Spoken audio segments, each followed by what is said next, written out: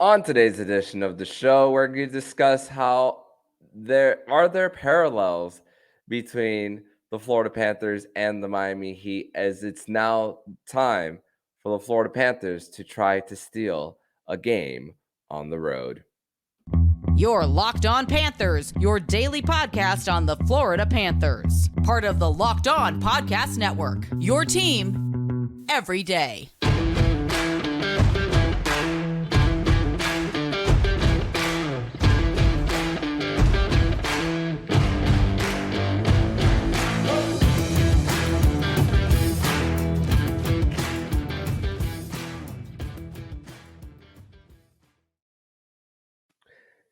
And welcome into this Monday, June 5th edition of the Locked On Florida Panthers podcast, part of the Locked On Podcast Network. We're to your team every day. Thank you for making the Locked On Florida Panthers podcast your first listen of the day. I'm Armando Velez. You can follow me on Twitter at MondoMan12. Follow the show account on Twitter at LO_FLA Panthers and on Instagram as well at LO_FLA Panthers. And shout out to the everydayers who come back here and get your daily Florida Panthers fix. So, Cats fans, it is a game day pod here as the Florida Panthers, like we spoke about with Josh Schlick, the former host of Locked On Panthers, about how the great thing about the Florida Panthers dropping game one to the Vegas Golden Knights is that they have a very quick turnaround, just one day off in between games 1 and 2. And as you could tell, it's a solo episode today for just me today on this edition of the show. And I wanted to take a little bit of time to discuss kind of possible parallels between the Florida Panthers and the Miami Heat. And recording this just a little after the Miami Heat got a big road win in game 1 of the NBA Finals against the Denver Nuggets. And really what the Florida Panthers can do differently that the Miami Heat did differently in game 2. I mean, for the Miami Heat, what was going on in game 1 for them that they did well in game 2? They're making their perimeter shots in game 2 versus what they weren't doing in game 1. Of course, a lot of them were wide open threes for the Miami Heat. And honestly, I don't fully endorse in hockey that perimeter shooting is the best way to win hockey games consistently.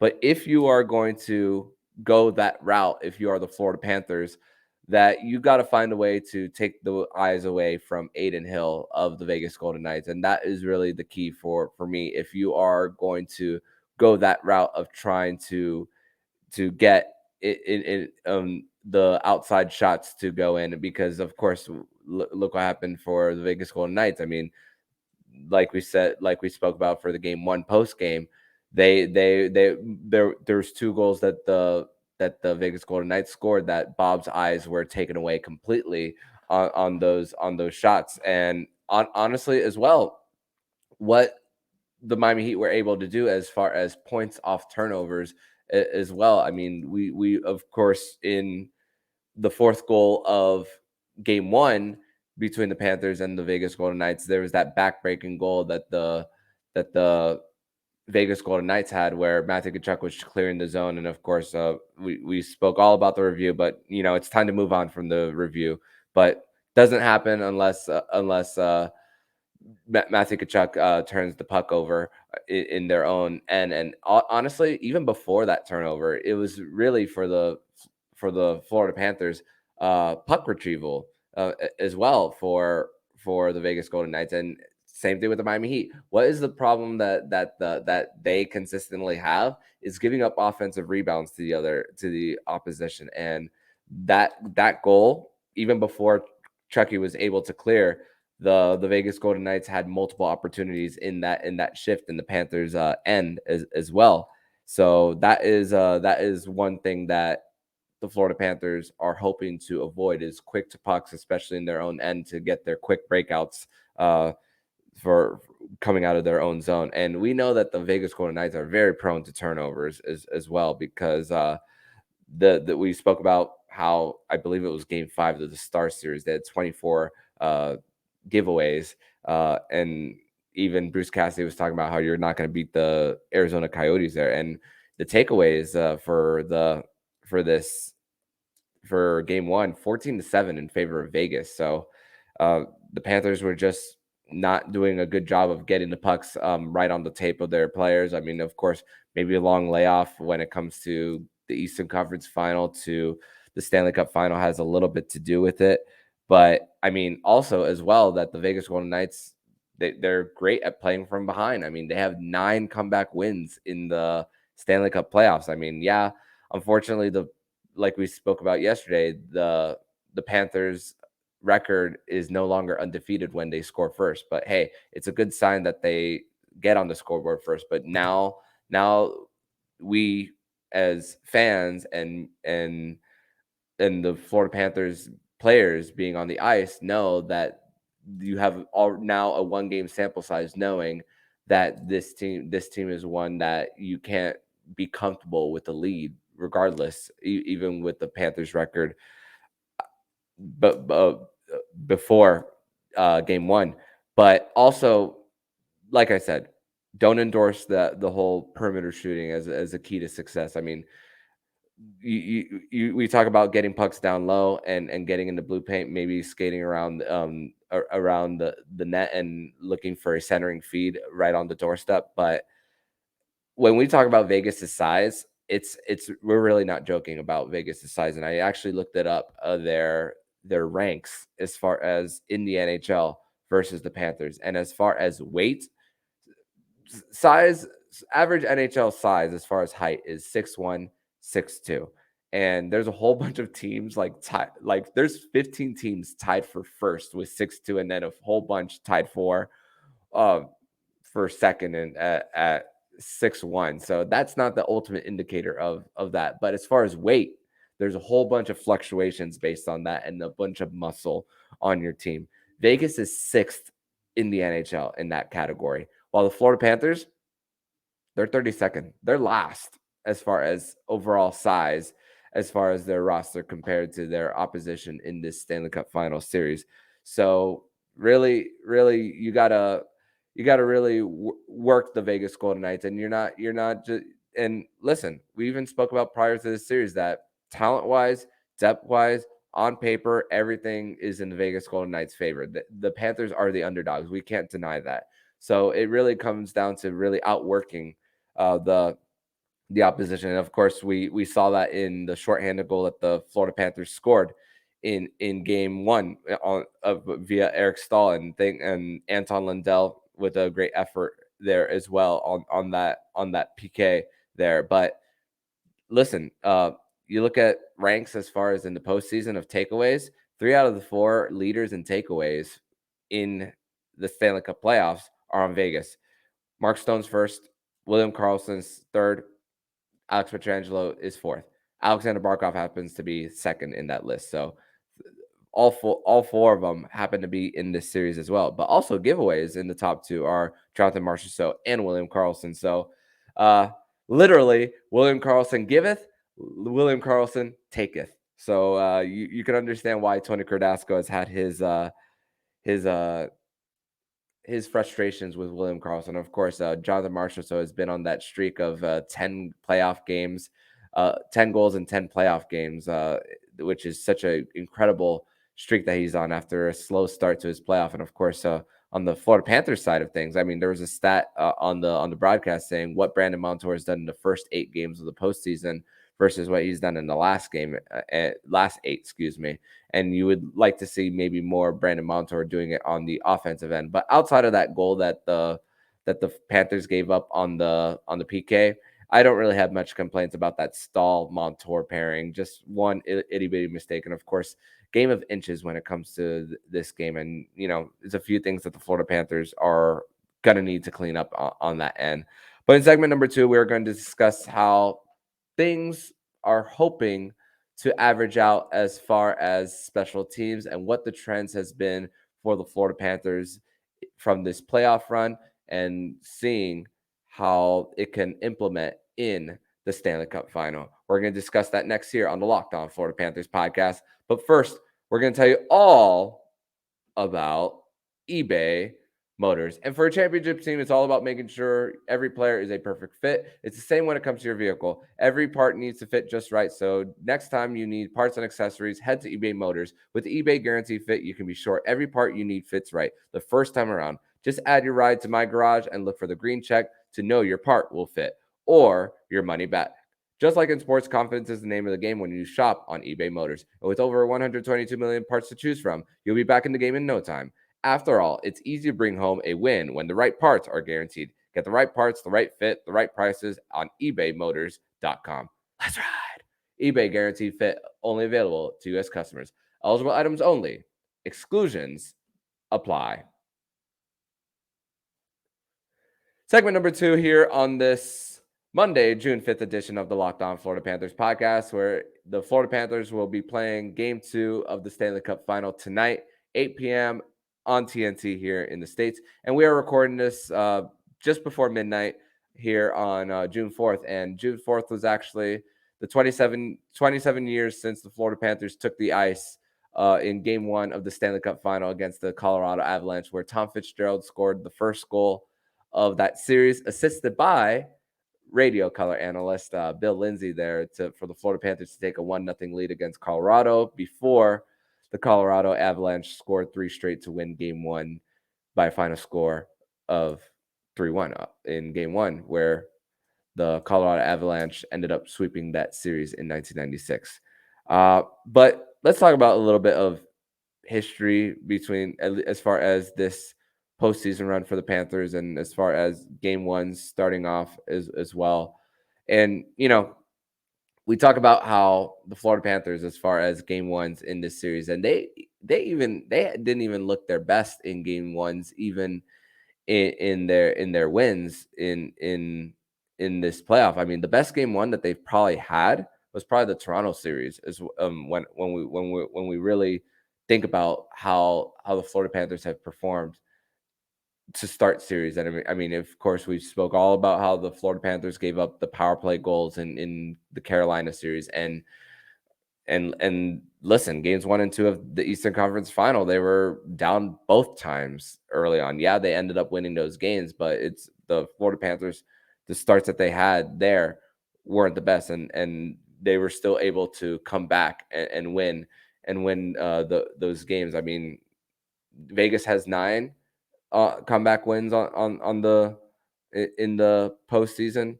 The Florida Panthers, they have 4. So I mean, still not exactly to that number for the Cats compared to the Golden Knights, but I mean, still they've shown that they have been able to win in these close games and keep it to 1 score. I mean, of course, going into the third period with a 2-2 tie.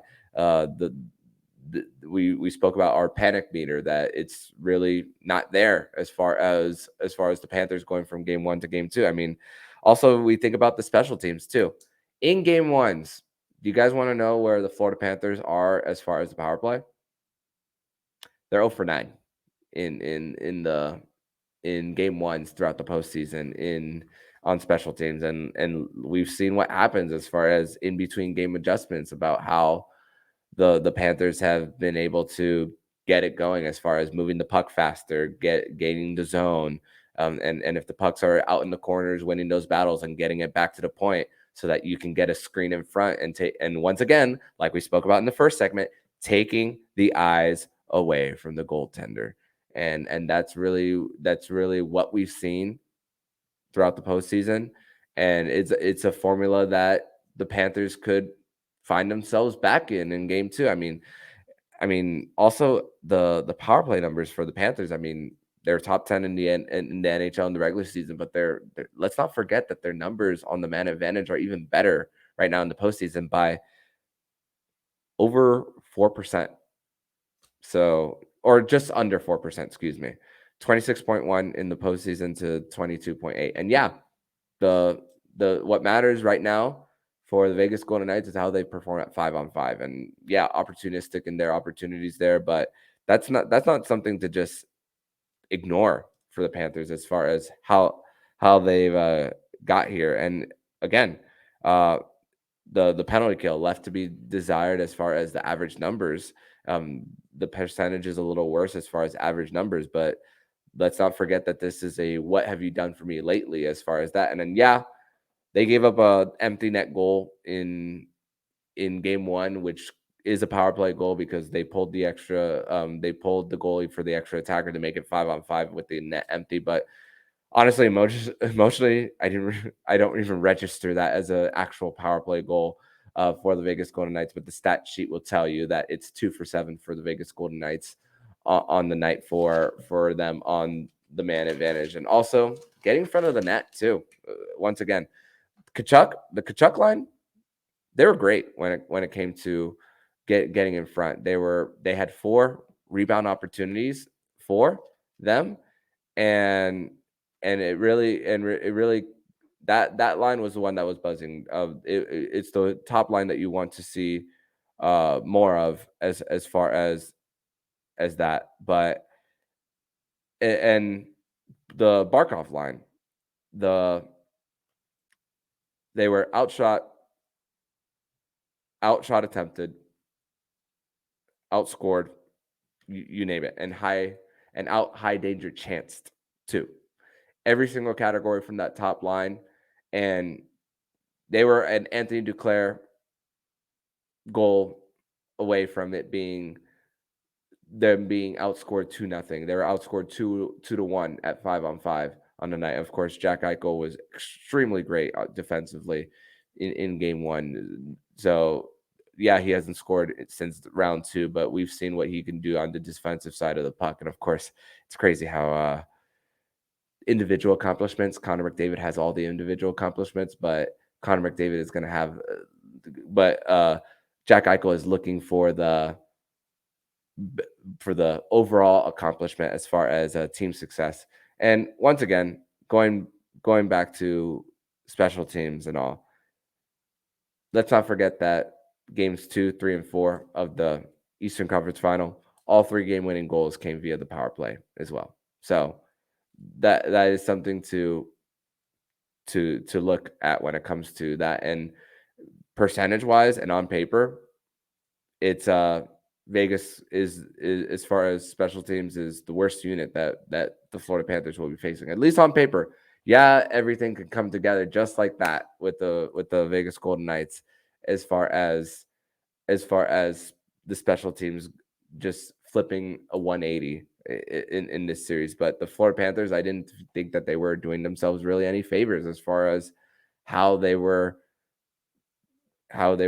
conducting themselves on the power play. I mean, 3 shots on goal on the night for the Panthers there. I mean, that's not going to get the job done in multiple power plays when Adin Hill is just there, just not getting a lot of pressure on him. And of course, the few times that you do, going back to the Nick Cousins shot right in front as the second period started. I mean, it wasn't necessarily a deflating moment at the time, at least in my opinion, because the Panthers still had 35 plus minutes of hockey to make something happen, and it was tied 1-1 at the time. So it's just whenever those opportunities do come around, you just gotta make sure that you are converting them, because you never know when you're gonna have those chances again. And did it end up costing the Panthers? Probably, more than likely. But you still had plenty of time to make something happen there. And who knows? We have seen this team bounce back. We haven't seen this team lose 2 in a row since round 1 in games 3 and 4 against the Boston Bruins. So there's a different stake, different stage, different team that you're unfamiliar with. But and I haven't tried to bring up their regular season games really between Panthers and Golden Knights, because a lot has happened. These teams have changed as well. And going back to the trade deadline, the March 7th game between the Florida Panthers and the Vegas Golden Knights, that was before the trade deadline, if I'm not mistaken. So Sorry, it was shortly after uh, the trade deadline. So they were these teams were different teams from then and and now. So it was the second game back from the trade deadline. Looking at the schedule now, so these two teams, as far as what they did post trade deadline, of course, with the Panthers making no moves, and of course the Vegas Golden Knights getting a guy like Ivan Barbashev, they were still getting their feet wet on and what was and getting accumulated to what the systems were for on the Vegas side, Bruce Cassidy's system there. So it's we see that the games were close, but it doesn't necessarily correlate 100% to what these two teams are going to do in the Stanley Cup Final. So we'll see, and hopefully that the Florida Panthers, their puck movement's better, their how they are trying to neutralize the speed in the neutral zone as well. That's something that the Panthers, especially if they're trying to take away the Vegas Golden Knights transition game, that's what we're hoping to see in game 2, as the Florida Panthers are hoping to steal a game on the road. In segment number 3, we are going to discuss what the Florida Panthers players and coaches are saying as far as in between games 1 and 2. Is Etu Luostarinen looking to suit up in game 2 against the Vegas Golden Knights? We're going to discuss that next here on the Locked On Florida Panthers podcast. Your Locked On Panthers, your daily podcast on the Florida Panthers. Part of the Locked On Podcast Network. Your team every day.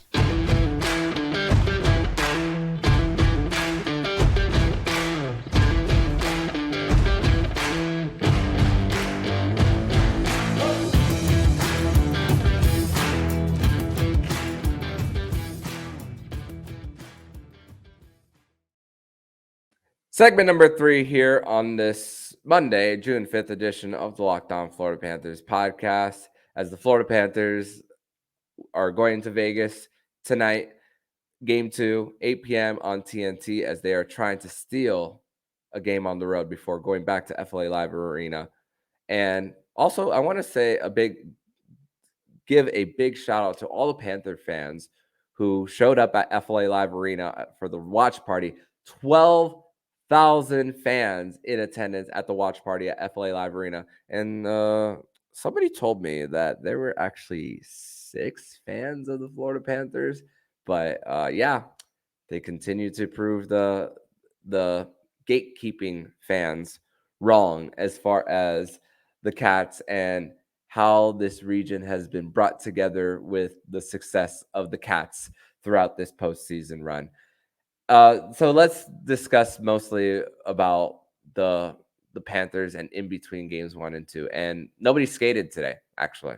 As far as the guys who were in Vegas covering the team, and Jameson Olive was reporting that, and also asked Paul Maurice of an update on Etu Luostarinen, and Paul Maurice said that an update won't come until tomorrow.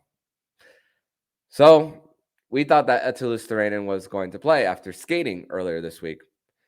Maybe needed another game for some treatment, especially after that block shot in game 4 of the Eastern Conference Final. But it's still very hard to put your finger on everything when you have the 9 days off and he's skating and then doesn't end up playing. I don't know, maybe re-aggravated something. I don't know. But as far as he was also asked about how Radko Gudas was feeling, and Nick Cousins, of course, Nick Cousins getting beat up on that boarding call that wasn't called, and then Radko leaving a little bit early in the first period before coming back.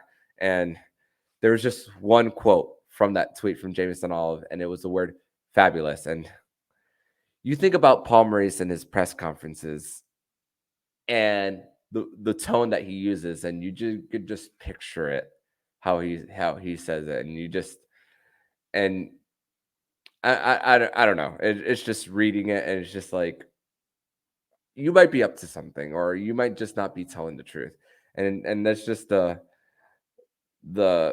hard to figure out part about everything when it comes to the gamesmanship part of it, but also trying to walk the fine line as well. Of course, we saw him walk the fine line about officiating as well, even with the review. But Anthony Duclair was also spoke about in between games 1 and game 2 about their approach going into the game, and he said, quote, "It's one of those games for us. We've been in this position before.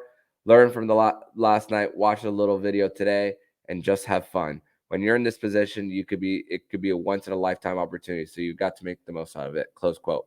And I like the part where he said, "Let's have fun with it." And once again, going back to the Paul Maurice quote, where he's like, "If you're not having fun in the process of when you're chasing a Stanley Cup, then what are you doing here?"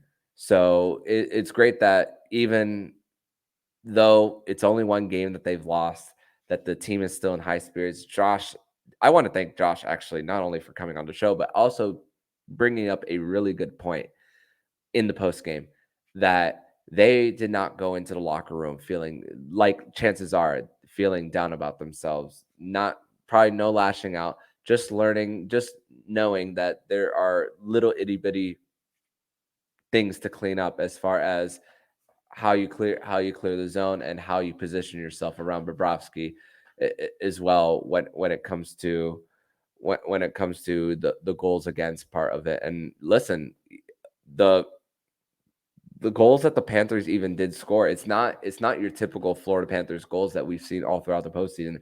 It wasn't the type forechecking that we saw from the Florida Panthers throughout this postseason and creating opportunities within 5 seconds of a turnover as well. Actually, with the Duclair goal right on the faceoff, that's 18 goals now within the first 3 minutes of a period and the last 3 minutes of a period too. So at least they added on that tally that they are starting periods strong and finishing periods strong too in throughout this playoff run. So that is one trend in the right direction for the Florida Panthers. And you might want to we might see check out when you do watch game 2, observe the first 3 minutes of that game and see how the Florida Panthers are getting to their getting on the jump of this game.